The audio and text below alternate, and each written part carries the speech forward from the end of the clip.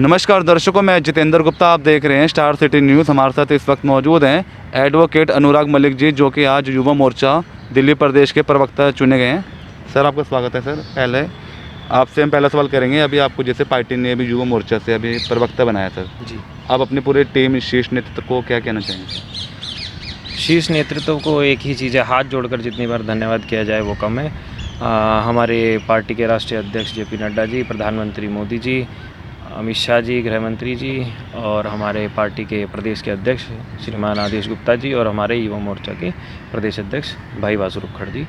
उनको जितना धन्यवाद किया जाए उतना कम है। उन्होंने मेरे जैसे एक सामान्य से परिवार से आने वाले एक कार्यकर्ता को प्रदेश में प्रवक्ता का दायित्व सौंपा है, उसके लिए बहुत बहुत धन्यवाद। आगे क्या प्लानिंग्स रहेंगे सर? प्लानिंग आगे की ऐसी है कि प्रवक्ता का जो मेन दायित्व होता है कि पार्टी की जो भी योजनाएं हैं, पार्टी की जो भी आने वाली भविष्य में योजनाएं होंगी, उन्हें जनता तक अच्छे से पहुंचाना, और जो लोग भ्रम फैलाते हैं जनता के बीच में, झूठ बोल करके राजनीति करते हैं, फ्री का लालच दे करके लोगों को राजनीति करते हैं, उन लोगों का पर्दाफाश करना मेरा यही दायित्व रहेगा। और संगठन मुझे इसके अलावा जो भी जिम्मेदारी देगा मैं उसको अपने पुरजोर तरीके से निभाने का, पूरी करने का कोशिश करूँगा। अच्छा अनुराग जी, बताएंगे आपका जो राजनीतिक जो सफ़र, आपका जो दौर शुरू हुआ, कैसे, कितने वर्षों से? जितेंद्र जी, मैं 2010 से विद्यार्थी परिषद का कार्यकर्ता रहा। दिल्ली यूनिवर्सिटी में एडमिशन हुआ जब मेरा, दिल्ली यूनिवर्सिटी के राजधानी कॉलेज में मैं चुनाव लड़ा 2011 में, सेंट्रल काउंसलर रहा मैं, और विद्यार्थी परिषद में साथ साथ काम करता रहा। कॉलेज इकाई में दायित्व मिला पहले मुझे, फिर धीरे धीरे विभाग से मैं प्रदेश तक अनेकों दायित्वों का निर्वहन किया है मैंने। मैं कुछ अल्पकाल के लिए विद्यार्थी परिषद में मैं पूर्णकालिक भी रहा कुछ अल्पकाल के लिए, और उसके बाद अब 2015 में मैंने भाजपा ज्वाइन की, युवा मोर्चा ज्वाइन किया, और मैं नजफगढ़ ज़िले में मंत्री के दायित्व पर पार्टी ने मुझे मंत्री के दायित्व सौंपा। उसके बाद पिछली टीम में मैं प्रदेश कार्यकारिणी सदस्य रहा, और अभी पार्टी ने मुझे प्रवक्ता की जिम्मेदारी सौंपी है, जिसे मैं अच्छे से निभाने की पूरी कोशिश कर रहा हूँ। अच्छा, आपका बैकग्राउंड को लेकर बात कर लेते हैं सर। जी, पीछे से कहाँ का रहने वाले हैं? मेरा जन्म स्थान तो मेरा रोहतक का है, और जब मैं बड़ा छोटा था तभी मेरे पिताजी हम लोग इधर दिल्ली मूव कर गए थे, तो मेरा पूरा बचपन और सब कुछ मेरा दिल्ली में नजफगढ़ में बीता है। मेरी पढ़ाई भी वहीं से हुई है, और आगे की जो हायर स्टडीज़ है वो मेरी ग्रेजुएशन और उसके बाद लो, वो भी मैंने दिल्ली यूनिवर्सिटी से लो। क्या आपके पारिवारिक माहौल भी बीजेपी से जुड़ा होता है? मतलब विचारधारा मेरे पिताजी बड़ा पसंद करते रहे हैं, भाजपा की, संघ की विचारधारा को, लेकिन कभी वो एक्टिवली पार्टिसिपेट नहीं किया उन्होंने राजनीति में। हाँ, लेकिन विचार परिवार से जुड़े रहे हैं, और उसी कारण से मेरा जो रुख रहा वो कॉलेज के समय से विद्यार्थी परिषद की तरफ रहा, और अब ये भाजपा के पास। सर, लोगों के बीच में आपका किस प्रकार का जनसंपर्क है? जनसंपर्क ऐसा है कि मैं पेशे से वकील हूँ, तो कोर्ट में अपना वकीलों के साथ बातचीत होती है, तो अपनी पार्टी की जो भी योजनाएं हैं और उनको समझाना वो चलता है। क्षेत्र में नजफगढ़ का रहने वाला हूँ, वहाँ दो टाइप की पॉपुलेशन है हमारे यहाँ, एक ग्रामीण है और अर्बन भी है, दोनों मिक्स पॉपुलेशन वाली विधानसभा है मेरी। तो वहाँ लोगों को उनकी ज़रूरतों के हिसाब से सरकार के जो भी योजनाएं होती हैं और जो जिन मुद्दों पर हमारा कोई टेक लेना होता है वो मैं समझाने की कोशिश करता हूँ। लोगों से बातचीत करना बड़ा पसंद है मुझे, डिबेट करना बड़ा पसंद है, तो मैं हर गली नुक्कड़ पे जहाँ अपना मौका मिल जाए बातचीत कर लेते हैं लोगों से। अच्छा, इस कोरोना संकट के समय में कोई आपकी मदद रही? जो प्रवासी मजदूर या मध्यम वर्ग के लोग काफ़ी इस महामारी का सामना कर रहे थे, क्या आपका समय? कोरोना में क्या हुआ है कि शुरू में डर इतना था लोगों के बीच में कि लोगों को पता नहीं था कि बीमारी में कि कैसे हम इस बीमारी से बचें। तो उसके लिए हमने जागरूकता जितना हो सका उतना सोशल मीडिया के थ्रू, और जब थोड़ा थोड़ा लॉकडाउन में रिलैक्सेशन मिला बाहर जा कर के भी, हमने कोरोना वॉरियर्स के कार्ड बनवा करके हमने लोगों को जा कर के दवाइयाँ दी हैं, हॉस्पिटल में एडमिट करवाने की कोशिश की है। सेकंड वेव में जब हमने देखा कि ऑक्सीजन की इतनी ज़्यादा किल्लत हो गई है और दिल्ली की केजरीवाल की सरकार सिर्फ़ और सिर्फ दोषारोपण के अलावा कुछ नहीं कर रही थी, उस समय दिल्ली भाजपा युवा मोर्चा के कार्यकर्ताओं ने घर घर जाकर जहाँ ज़रूरत पड़ी वहाँ सिलेंडर देने का, ऑक्सीजन का, दवाई पहुँचाने का काम किया। किसी को हॉस्पिटल में बेड नहीं मिल रहा है तो इधर उधर संपर्क निकाल के कहीं ना कहीं उनको एडमिट हो जाए, ये हमने पूरा प्रयास किया है। तो सरकार लगातार मुफ्त वैक्सीनेशन दे रही है, लगातार लोगों को जागरूक कर रही है। जी क्या आपने अपने क्षेत्र में लोगों को जागरूक? जी जी जी बिल्कुल बिल्कुल। आज जब इंटरव्यू कर रहे हैं हम, तो इस समय भी मैं एक कार्यक्रम से ही आ रहा हूँ जहाँ मोदी जी जो फ्री वैक्सीनेशन मोदी जी दिल्ली को दे रहे हैं, उसके लिए हम धन्यवाद मोदी जी का एक कार्यक्रम चला रहे हैं। मोदी जी को धन्यवाद कर रहे हैं, केंद्र सरकार को धन्यवाद कर रहे हैं कि दिल्ली की जनता जहाँ त्राही त्राही हो रही थी और जहाँ दूसरे विपक्षी दल भ्रम फैलाने की कोशिश कर रहे थे। कोई दल बोल रहा है कि हम बीजेपी की वैक्सीन नहीं लगवाएंगे, कोई दल बोलता है कि हमें वैक्सीन अवेलेबल हो नहीं रही है, कमी है, जबकि केंद्र सरकार ने भरपूर मात्रा में दिल्ली को वैक्सीन दी है। दिल्ली को क्या, देश के हर राज्य को केंद्र सरकार ने बिना किसी पक्षपात के वैक्सीन देने का काम किया है। वहीं दूसरी ओर हमारे दिल्ली के मुख्यमंत्री हैं अरविंद केजरीवाल जी, जो पहले तो बोलते रहे कि हमें वैक्सीन लेने का परमिशन दे दी जाए कि हम बाहर से भी एक्वायर कर सकें।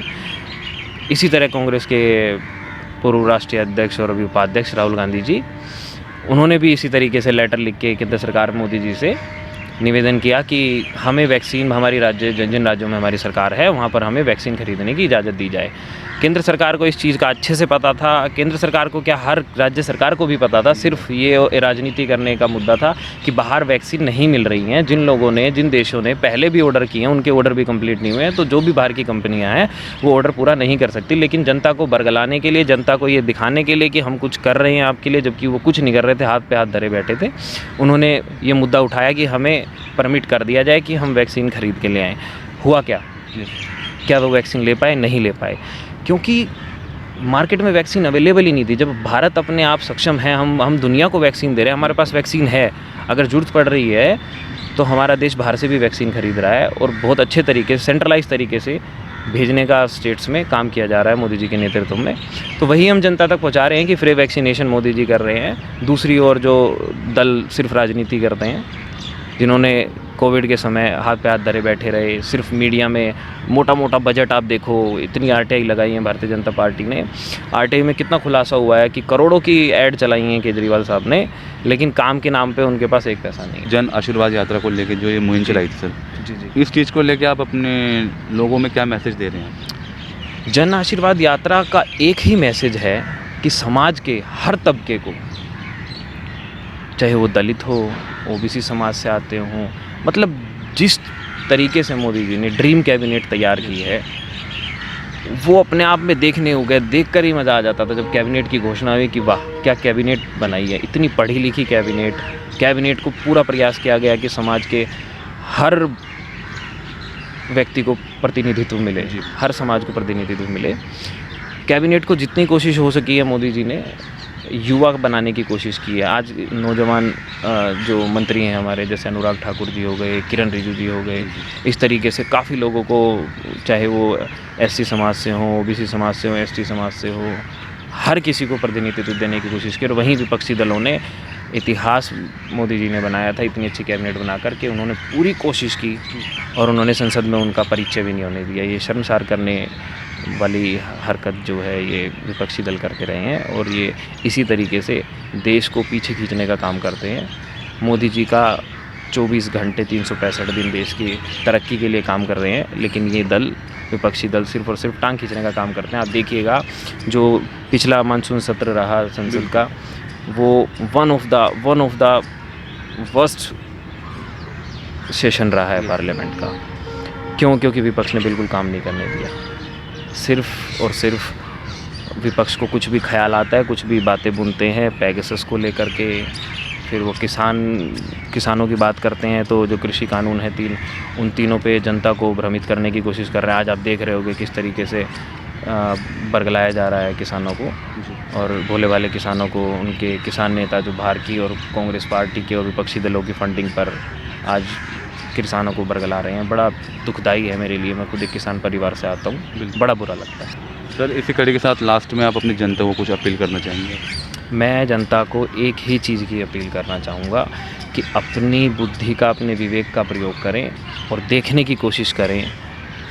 चाहे हम बाहर नहीं जाते हैं, दिल्ली की बात करता हूँ मैं अगर, तो दिल्ली में आप देखिए 2020 में अभी चुनाव हुआ विधानसभा का, कितने बड़े बड़े वादे, चुनाव से 1 साल पहले, 6 महीने पहले बसेस में महिलाओं को फ्री कर दिया गया, बिजली बिल बोल दिया गया कम आएगा, ठीक है, आपका पानी के बिल को लेकर के बोला गया, लेकिन आप ये देखिए कि जैसे ही चुनाव ख़त्म हुए, कोरोना काल में जनता त्राही कर रही थी, वहीं बिजली के बिल 3-3 गुना आने लग गए, पानी के बिल आने लग गए, जबकि पानी आप देखोगे इतना बदबूदार गंदा काला पानी आ रहा है, कहीं कहीं लोग बीमार हो रहे हैं, पानी की समय पे नहीं आ रहा है, कहीं साफ़ आ रहा है तो समय पे नहीं आ रहा है, और जहाँ आ रहा है वहाँ पर बहुत गंदा पानी आ रहा है। तो हम किस ओर बढ़ रहे हैं, जनता को ये सोचना पड़ेगा।